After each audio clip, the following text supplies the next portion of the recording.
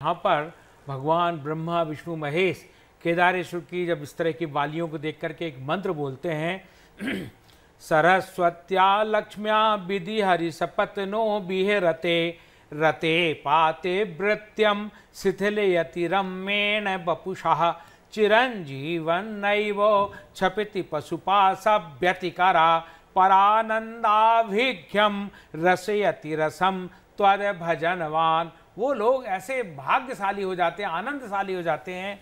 आनंद इनका पाप कहाँ चला धुल जाता, कहाँ द्रोहित हो जाता है, ये भगवान के वादियों का दर्शन मात्र से होता है। जी, तो 3 तस्वीरें आप देख रहे हैं। प्रधानमंत्री मोदी जब गर्भगृह में बैठकर रुद्राभिषेक कर रहे हैं उसकी तस्वीरें थी, और अब आप देख सकते हैं कि किस कदर प्रधानमंत्री की एक झलक पाने के लिए वहां मौजूद शिव भक्त किस तरह से अपने मोबाइल में कैद करने की कोशिश कर रहे हैं। तस्वीरें प्रधानमंत्री को आप देखिए मुस्कुराते हुए वहां मौजूद लोगों का अभिवादन स्वीकार कर रहे हैं। उन्होंने पूरी एक परिक्रमा की है मंदिर के बाहर, और वहां पर मौजूद जो शिव भक्त हैं उनसे मुलाकात कर रहे हैं, हाथ हिलाकर उनका अभिवादन भी कर रहे हैं। गुरुजी, प्रधानमंत्री मोदी ज्योतिर्लिंग जाते रहते हैं, काशी विश्वनाथ गए, सोमनाथ गए, पशुपतिनाथ गए, केदारनाथ गए, तो ये तो इनका धीरे धीरे जो अपना जो पूरा जो बोलते हैं एक तीर्थ भी किए जा रहे, तो ये तीर्थ ये योगी भी हैं एक तरह से। देखिए, क्योंकि इनका जीवन काफ़ी पहाड़ पर, हिमालय पर जब स्वयंसेवक के प्रचारक रहे वो, तो उसी तरह से रहा। इन्होंने ऐसे कहना चाहिए कि एक जीता जागता एक फकीर उसको कहते हैं जिसके अंदर केवल दूसरों की कामना हो, या तो और दूसरों को हंसाने के लिए सब कुछ करता, तो ये फकीर है, ये एक अंदर से योगी हैं। ऐसे योगी जो सुबह आप देखें 3:30 बजे उठ करके अपना सारा आसन प्राणायाम करते, जो 2-3 घंटा सो करके कभी जिन्होंने अपने काम में अपना विश्राम नहीं लिया, कभी छुट्टी नहीं ली, ऐसा अहरनिश काम करने वाला है कि योगी ही कर सकता है। साधारण व्यक्ति की औकात नहीं है, नहीं कर सकता है, क्योंकि योगते योग्यायते, जिसमें योग की कामना हो, जिसमें उसी का शरीर स्वस्थ होकर के वो काम करता है। तो ये हमारे देश का बहुत बड़ा उदाहरण है। वो विनम्र हैं, और वो देखिए प्रधानमंत्री एक बच्ची के साथ बात कर रहे हैं, किसी सेना के कोई जवान है उनके साथ उनका जो बच्चा है, तो प्रधानमंत्री फिर से, हम प्रधानमंत्री को अक्सर देखते हैं अर्चना कि जब भी कहीं जाते हैं तो आपको बता दें वहां पर मौजूद एक जवान है, उनके गोद में उनका बच्चा था जिससे प्रधानमंत्री मोदी ने बात की। और ये प्रधानमंत्री की आदत है कि बच्चों से जाके मुलाकात करते हैं, बात जरूर करते हैं। अक्सर बच्चों के कान खींचते हैं, बच्चा काफी छोटा है इसलिए कान नहीं खींचे, नहीं तो अक्सर वो बच्चों के कान खींचते हैं, उनको विशेष लगाव है बच्चों से बहुत लगा। बच्चों में ईश्वर का रूप होता है, बच्चे ईश्वर का रूप होता है, और वो चाहते हैं यही बच्चे भविष्य हमारे हैं, यही भारत के नेता हैं, यही अभिनेता हैं, यही प्रधानमंत्री बनेंगे। तो भारत का बच्चे भविष्य होते हैं, तो बच्चों के ऊपर इनका बहुत ही फोकस है, और आज भी बच्चों की पीड़ा सहन नहीं कर पाते हैं और बच्चों के लिए बहुत कुछ करते हैं। क्योंकि इन्हीं में से कोई बच्चा, सही बात कही स्वामी जी ने, हो सकता है देश का प्रधानमंत्री बने, देश का राष्ट्रपति बने, देश का मंत्री बने, देश को आगे ले जाए अपने कंधों पर बिठा के। तो शायद एक बात आपने वैज्ञानिक बने। स्कूलों में एक कविता जैसी कोई गाना एक पढ़ाया जाता था कि नन्हे मुन्ने बच्चे तेरी मुट्ठी में क्या है, तो जवाब देता है बच्चा, मुट्ठी में है तकदीर हमारी, वाह हमने किस्मत को बस में किया है। तो प्रधानमंत्री इस चीज को जानते हैं कि जो इस देश का भविष्य है वो बच्चे हैं। शायद यही वजह कि उनका जो सारा का सारा जोर है उस युवा पीढ़ी को और मजबूत करने पर है, ताकि ये देश और मजबूत बने और आगे बढ़े। क्योंकि मुट्ठी का मतलब है हाथ, जिसके हाथ में कहते हैं ना, एक हाथ में ज्ञान ज्योति हो, एक हाथ में हो श्रद्धा जल, आग लगाने आग बुझाने में हो किंतु कला का कौशल। जिसके अंदर पुरुषार्थ है, जो उसके अंदर सौभाग्य और भाग्य उसके पीछे चलता है।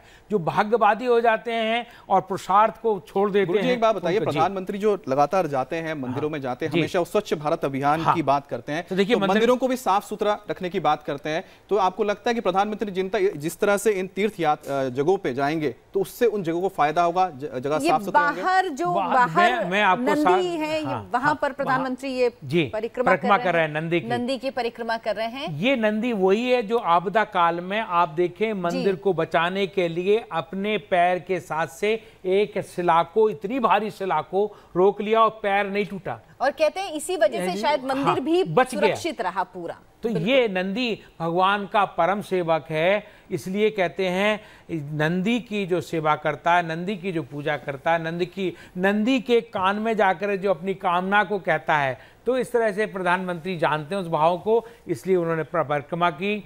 लेकिन बहुत मुझे काफी वक्त गुजारा प्रधानमंत्री ने पूरे मंदिर परिसर का, देखा कि किस तरह से यहाँ पर उसका अमित, हम एक बात कहूँ कि देखिए, चाहे सोमनाथ चले जाइए आप, चाहे बद्रीनाथ चले जाइए, चाहे रामेश्वरम चले जाइए, चाहे पशुपतिनाथ चले जाइए, यहाँ पर के जहाँ जहाँ प्रधानमंत्री जी का, उन मंदिरों में जो गंध रहती थी आज वो गंध खत्म हो गई। वहाँ के पुजारी व्यवस्थित हो गए, क्योंकि प्रधानमंत्री जी ने यहाँ धार्मिक तो स्थानों की स्वच्छता के लिए दिखा दें। आप देखिए कि मंदिर की परिक्रमा की जाइए, करी जा रही है। हाँ। तो इसका भी क्या महत्व होता है मंदिर की जब परिक्रमा करते हैं? जी, परिक्रमा का मतलब होता है कि प्रभु, हमारी जो शक्ति है वो आपकी दी हुई है, हमारी जो संपत्ति है वो आपकी दी हुई है, और समय भी आपका दिया हुआ है। तो मैं मंत्र जाप करके आपकी परिक्रमा कर रहा हूँ। ये विश्व की परिक्रमा है। भगवान की परिक्रमा करने के बाद आपने संपूर्ण तीर्थों की परिक्रमा कर ली, संपूर्ण धामों की परिक्रमा कर ली, ये पुण्य लाभ होता है। और ये परिक्रमा जो करते हैं तो कितनी बार करनी चाहिए? देखिए, आपकी सामर्थ्य में एक बार तो जरूरी करना चाहिए। आप फिर इसके बाद 3 बार कर ले तो बहुत अच्छा है, 7 बार कर ले तो बहुत अच्छा है, 12 बार कर ले तो बहुत अच्छा है, 108 बार कर ले तो और ही अच्छा है। तो वो तो परिक्रमा के भाव के ऊपर है, जहाँ तक एक बार भी कर ले भाव से तो भी बहुत कुछ है। अच्छा, ये चीज यहाँ पर साफ समझ में आती है कि प्रधानमंत्री को पूजा की जो पूरी पद्धति होती है, हाँ, उसके बारे में पूरी जानकारी है, क्योंकि उन्होंने सिर्फ मंदिर के अंदर गर्भगृह में सिर्फ परिक्रमा नहीं की, बाहर आके नंदी भगवान की परिक्रमा की, उसका पूरे मंदिर परिसर की वो परिक्रमा कर रहे हैं। क्योंकि आदरणीय प्रधानमंत्री नरेंद्र मोदी जी अपने संस्कारों से, जहाँ इनका परिवार है, जहाँ इनकी माँ है, इतने संस्कारों से संस्कारवान होके आए हैं, और फिर इन्होंने जो भ्रमण किया संपूर्ण भारत का, उसमें संपूर्ण तीर्थों का भ्रमण किया। इनको रुद्राष्टाध्यायी का ज्ञान है, इनको पूजा का ज्ञान है, कहीं अगर पुजारी जरा भी त्रुटि करता तो वहाँ टोक देते हैं। तो ऐसे प्रधानमंत्री, ये देश का बहुत बड़ा सौभाग्य है कि वो ज्ञान का भी ध्यान रखते हैं, और आज की आधुनिक क्या है जो इंटरनेट से जुड़ी हुई, उसका भी बहुत अच्छा ज्ञान रखते हैं, सैटेलाइट का भी ध्यान रखते हैं। तो ऐसा प्रधानमंत्री जो प्राचीन ग्रंथों का भी ज्ञान रखता हो और आधुनिकतम ग्रंथों का भी ज्ञान रखता हो, ऐसे प्रधानमंत्री को हम पाकर के बहुत ही भारत सौभाग्यशाली। जी बिल्कुल। अब प्रधानमंत्री उसी जगह पर आ गए जहां उन्होंने अपने जूते उतारे थे, ये उसी पे आकर बैठे हैं। अब वो पूरे मंदिर प्रांगण में को देख चुके हैं, परिक्रमा कर चुके हैं, और अब 3 तस्वीरें आप दिखा रहे हैं। पहली तस्वीर है जब बाबा केदारनाथ की पूजा की, रुद्राभिषेक किया प्रधानमंत्री नरेंद्र मोदी ने, उसके बाद उनको स्मृति चिन्ह भेंट किया गया, रेप्लिका भेंट किया गया केदारनाथ मंदिर की, इसके अलावा तमाम और चीजें उनको भेंट की गई।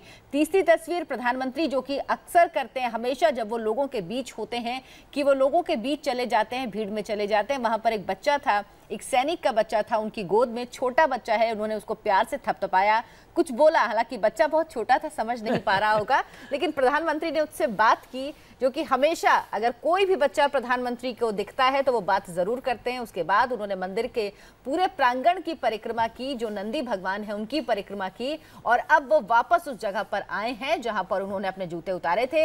यानी अब ऐसा लग रहा है कि प्रधानमंत्री यहां से केदारनाथ धाम से निकलने वाले हैं, और चौपर से वो जॉली ग्रांट एयरपोर्ट जाएंगे, जहां से फिर वो हरिद्वार के लिए निकलेंगे। अर्चना, आप बता रहे थे कि प्रधानमंत्री मोदी उस बच्चे को जब उससे बात कर रहे थे, हालांकि वो बहुत छोटा, उसको पता नहीं था कि कौन है क्या नहीं है, लेकिन जब वो बड़ा होगा तो उसे पता लगेगा कि प्रधानमंत्री नरेंद्र मोदी उनसे वो बात करने के लिए रुके थे, जिनसे एक झलक पाने के लिए, एक बात करने के लिए लोग तरस जाते हैं। हम देख रहे हैं कितने लोग लेकिन भारत के संपूर्ण बच्चों को कितना उत्साह, कितना उमंग मिली, युवा पीढ़ी को बहुत कुछ मिला, कि देखिए हमारे प्रधानमंत्री हमको कितना चाहते हैं, हम हमारे भविष्य को चाहते हैं, हमारे जीवन को चाहते हैं, हमारे स्वास्थ्य को चाहते हैं। तो ये प्रधानमंत्री के ये क्रियाओं से, उनके जो आचरण से दुनिया को शिक्षा मिलती है कि कैसे मत बन जाओ कि बड़ा हुआ तो क्या हुआ, जैसे बड़ा खजूर, जितने बड़े हो जाए पंथी को छाया नहीं, फल लागे अति दूर। इतने डाउन टू अर्थ, इतने विनम्र हो जाओ कि लोगों के भावों को समझ सको, लोगों की पीड़ा को समझ सको। जब दूसरों की पीड़ा को आप समझ सकते हैं तब आप कह सकते हैं सर्वे भवन्तु सुखिनः। गुरुजी एक चीज हम जोड़ना चाहेंगे कि प्रधानमंत्री मोदी ये तो उनका एक पर्सनल है कि वो जाते हैं मंदिरों में दर्शन करते हैं, लेकिन इसको बतौर अगर प्रधानमंत्री देखा जाए, एक बड़े कैनवस पे अगर हम देखते हैं तो इसके जरिए वो तीर्थ स्थल हैं जहाँ पर विकास की ज़रूरत है, तो उसको भी एक ज़्यादा तेज़ी मिलती है और उनको एक मौका मिलता है कि उन सब जगहों का और ज़्यादा विस्तार हो, विकास हो। जी, और हमें नहीं भूलना होगा कि उन्होंने संसदीय क्षेत्र इसीलिए बनारस ही चुना था। जी अमित, देखिए संसदीय से बनारस चुना, आज बनारस की कायाकल्प हो गई। वहाँ का जो गरीब आदमी था, गांव के वातावरण में बदलाव आ गया। और अभी जब हिमालय में पहुँचे हैं, उत्तराखंड में पहुँचे हैं, तो केदारनाथ की वादियों में बदलाव आ जाएगा, वहाँ के लोगों में भाव बदल जाएगा। कोई लंगर लगा रहा है, कभी लंगर नहीं लगे जो लंगर लग रहा है। आप देखिए वहाँ इतनी ऊंचाई पे जाके लोगों की भोजन की व्यवस्था करने की बात कर रहे हैं। तो ये प्रधानमंत्री के जाने से ये एक हमारा देश का प्रधान व्यक्ति ऐसी जगह पहुंचता है जहां भारतीय संस्कृति नहीं, विश्व की संस्कृति की जो धरोहर हैं, जहां पर लोगों को शांति, सद्भाव, प्रेम का संदेश मिलता है। तो ये यात्राएं प्रधानमंत्री की केवल भावनात्मक धार्मिक यात्रा नहीं, बल्कि समन्वय की यात्रा है, संवाद की यात्रा है, प्रेम की यात्रा है। फिर मैं कह सकता हूं मैं दर्शना कि ये सर्वे भवन्तु सुखिनः, सर्वे सन्तु निरामया, सर्वे भद्राणि पश्यन्तु, माँ कश्चित् दुख भाग भवेत्।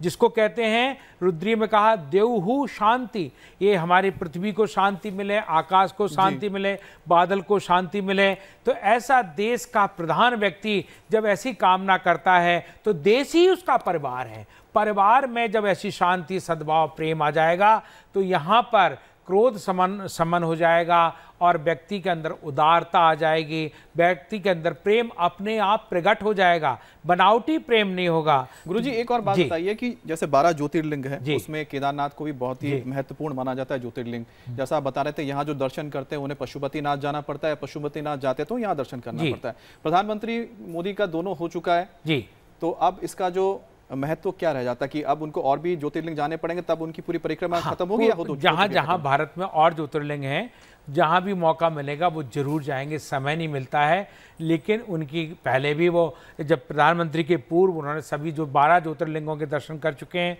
अब प्रधानमंत्री बनने के बाद भी उनकी इच्छा है कि मैं 12 ज्योतिर्लिंगों के दर्शन करूँ। तो ये बहुत बड़ा ये कामना, कोई व्यक्ति बड़ा अपने देश का जो प्रधान है वो इस तरह की कामना रखता है तो देश का सौभाग्य है। बिल्कुल, और देश के कल्याण, और शायद उनकी जितनी भी ये यात्राएं होती हैं, जितनी भी वो धार्मिक यात्राएं होती हैं, वो दर्शन के लिए जाते हैं। कल्याण, मकसद एक ही होता है, देश का कल्याण, देश के लोगों का कल्याण, क्योंकि उनकी जो मनोकामना है वो एक बड़े कैनवस पे, क्योंकि वो इस देश के प्रधान हैं, इस देश की जिम्मेदारी उन पर है, इस देश के लोगों को उनसे उम्मीद है, तो उनकी मनोकामना भी उसी स्तर की होती होगी स्वामी जी। और उसका फल क्या देश के लोगों को मिलेगा या सबको अपनी पूजा खुद करनी होती है? नहीं, देखिए जो खुद करते हैं वो तो है ही, लेकिन आज जो टेलीविजन पर बैठ करके नमः शिवाय का जप कर रहे हैं और जिस तरह से मैं उनको डावर सावर मंत्रों को सुना रहा हूँ वो भी उनके कान में जा रहे हैं, तो निश्चित है उनको ही फल मिलेगा। देखिए मैंने एक मंत्र सुनाया था, ये बहुत ही लिंगायत लोगों का मंत्र है और शाक्त संहिता का मंत्र है और ऋग्वेद संहिता का, शुक्ल यजुर्वेदी संहिता का मंत्र है, जो मैंने सुनाया था पहले भी, फिर सुनाता हूँ। प्रभो शंभो दीनम विहित शरणम तव चरणयो भवारण्यादस्मात् विषम विषयात् सर्वभयदात्। ये भगवान आपको संपूर्ण भयों से दूर करें।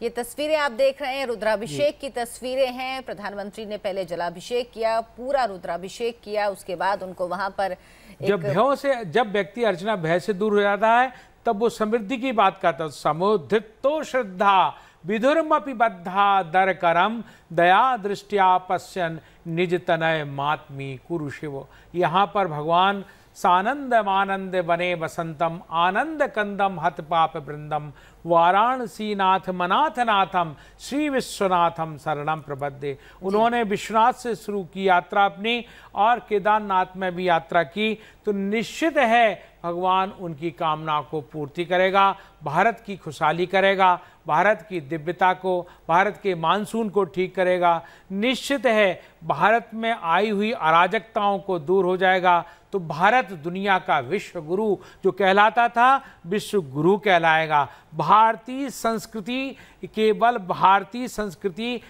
भारत की बपोती नहीं है, पूरे दुनिया के मानव मात्र की बपोती है। जो व्यक्ति इसको धारण करते हैं वो निश्चित ही मानव मात्र में सद्भाव पैदा करते हैं। स्वामी जी, चार धाम यात्रा की जब बात करते हैं तो गंगोत्री, यमुनोत्री, केदारनाथ, बद्रीनाथ, क्या महत्व है इस चार धाम यात्रा का और खास तौर पर इसमें केदारनाथ धाम का? बहुत अच्छा। देखिए अर्चना, आपके चार धाम की यात्रा देखिए कहाँ से शुरू होती है। जब आप अपने घर में मिल करके संकल्प बनाते हैं तो एक अंदर प्रेम और एक प्रफुल्लता आती है। तो पहली यात्रा का दर्शन होता है यमुनोत्री। यमुना प्रेम की प्रतीक है, कालिंदी प्रेम का प्रतीक है। इसलिए आप देखें यमुना जहाँ जहाँ जिन शहरों से गुजरती है, वृंदावन से यमुना गुजरती है तो वहाँ कृष्ण ने रासलीला की, कृष्ण ने गोपियों का बहुत और गोवर्धन का मान बढ़ाया। तो ऐसी दिल्ली में है, दिल्ली से भी गुजरती है, यहाँ पर भी लोगों में और शहरों से ज़्यादा प्रेम है, ज़्यादा सहृदयता है। कोई आ जाए तो यमुना प्रेम का प्रतीक है। और फिर जाते हैं हम लोग वहाँ से गंगोत्री। गंगोत्री ज्ञान का प्रतीक है, शिवोहम तत्त्वमसि श्वेत केतु। वहाँ ज्ञान का प्रवाह करती है। वो ये आप देखें देवप्रयाग में अलकनंदा, देवप्रयाग में मंदाकिनी, अलकनंदा, ये सब मिल करके देवप्रयाग से गंगा शुरू हो जाती है। तो पहला ऋषिकेश, फिर हरिद्वार, फिर आप देखिए गढ़मुक्तेश्वर, प्रयाग और फिर वाराणसी भी ज्ञान का कितना बड़ा है। इसलिए गंगोत्री का दर्शन करने के बाद जब दोनों जगह से आदमी इतना पवित्र हो जाता है तो यमुनोत्री गंगोत्री का जल ले जा करके भगवान केदारेश्वर का अभिषेक करता है। वहाँ पहुँचता है, केदार को वो जल चढ़ाता है और भगवान से कहता है प्रभु। तब भगवान कहते हैं वाह वाह, क्योंकि यमुना भी कालिंदी भगवान की ही साक्षात भक्त है और गंगा तो साक्षात उनके जटाओं से है। तो भगवान बहुत प्रसन्न होते हैं। इसके बाद वो वरदान देते हैं, जाओ जिन्होंने हमको यहाँ स्थापित किया वहाँ बद्रीनाथ भगवान नारायण का दर्शन करो। गुरुजी, हम जो ये मंदिर देख रहे हैं केदारनाथ मंदिर, कहा जाता है कि इसकी स्थापना पांडवों से जुड़ी हुई है, पांडवों ने की थी। तो इसमें कितना मतलब बात सामने आती है? देखिए केदार तो बहुत प्राचीन है।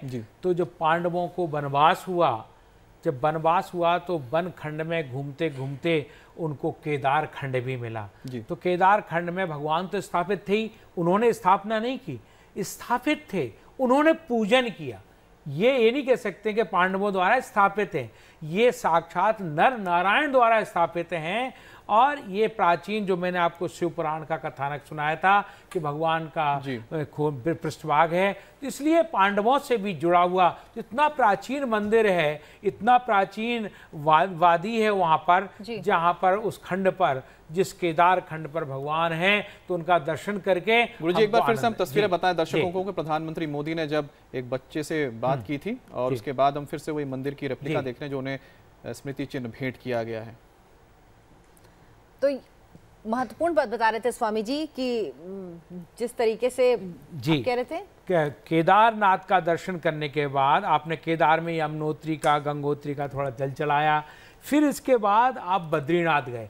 आप मालूम होना चाहिए कि 5000 वर्ष के बाद, अभी 2500-3000 हजार वर्ष पहले तक केदारनाथ बद्रीनाथ का एक ही पुजारी होता था। वो बद्रीनाथ की पूजा 4 बजे खुलती है भगवान की। उनका पूजन अर्चन अभिषेक करने के बाद अपना पैदल ही जा करके आधा घंटे में वहाँ उस दूसरी पहाड़ी पर पहुँच करके भगवान केदार का अभिषेक करता था। इसके क्योंकि भगवान ने कहा था कि यहाँ 16 वर्ष के से ज़्यादा 17-18 वर्ष तक का युवक ही हमारी पूजा कर सकेगा। अगर उसमें जरा सा भी विकार आ गया, इन खंडों में विकार, कामनाओं का विकार किसी तरह का, तो वो नष्ट। इसके बाद देखें आप 24 घंटे का ये इतना दोनों पहाड़ियां दूर दूर हो गए, और उसके बाद दोनों के पुजारी भी अलग अलग हो गए। तस्वीरें देख रहे हैं आप, प्रधानमंत्री बच्चों से दूर नहीं रह सकते। बच्चों से तो भगवान दूर नहीं रह सकते। भगवान का स्वरूप कहे जाते हैं बच्चे, कि भगवान का रूप होते हैं बच्चे में। माना जाता है कि बच्चे भगवान का स्वरूप होते हैं, और वही सच्चाई, वही कोमलता, वही निश्चलता जो मन में जो बच्चों के होती है, वही भगवान में होती है। इसीलिए भगवान का रूप समझा जाता है बच्चों को। स्वामी जी, इस मंदिर को लेकिन उसके बाद आदि शंकराचार्य ने इसका जीर्णोद्वार कराया, इसके बारे में जरा कुछ बताएं। आदि गुरु शंकराचार्य आप देखें 32 साल की अवस्था में आप पैदा कहाँ हुए? दक्षिण में, और दक्षिण में चल करके फिर उन्होंने 4 धाम स्थापित किए। दक्षिण में रामेश्वरम और श्रृंगेरी मठ, उनका जो है ना श्रृंगेरी मठ, और वहाँ पर भगवती की स्थापना। फिर वो बद्रीनाथ में, बद्रीनाथ का जीर्णोद्धार, बद्रीनाथ का सब कुछ किया। फिर केदारनाथ का किया। फिर आप देखें यहाँ कश्मीर में, श्रीनगर में भी, और श्रीनगर के साथ एक वादी है वहीं पर खीर भवानी, आदि गुरु शंकराचार्य ने, और अमरनाथ का प्राकट्य किया। और इसके बाद उन्होंने 4 धामों को, आप जानते हैं शंकराचार्य ने जितना बड़ा भारत के समन्वय की काम किया है वो कोई नहीं कर सकता है। उत्तर में बद्रीनाथ, दक्षिण में रामेश्वरम, पश्चिम में आप देखिए द्वारका, और पूरब में जगन्नाथ। आप चारों जगह के समन्वय की बात करेंगे जो शंकराचार्य ने स्थापित किया। उत्तर में ब्राह्मण कहाँ का जाता है? जी गुरुजी, बिल्कुल सही बात है, दक्षिण का। हाँ, तो उन्होंने 4 धामों को स्थापित किया, और प्रधानमंत्री मोदी भी हम देख रहे हैं लगातार इन्हीं 4 धाम हैं, अलग अलग जो मंदिर है, देश के ऐतिहासिक मंदिर है, वहाँ वो जाते हैं, उनके दर्शन करते हैं। और इससे एक जरूर फायदा ये मिलेगा कि इन सब इलाकों में जो विकास कार्य है उसको तेजी मिलेगी, और बेहतर सुविधाएं होंगी जो यात्री वहाँ पहुंचते हैं दूर दूर इलाकों से।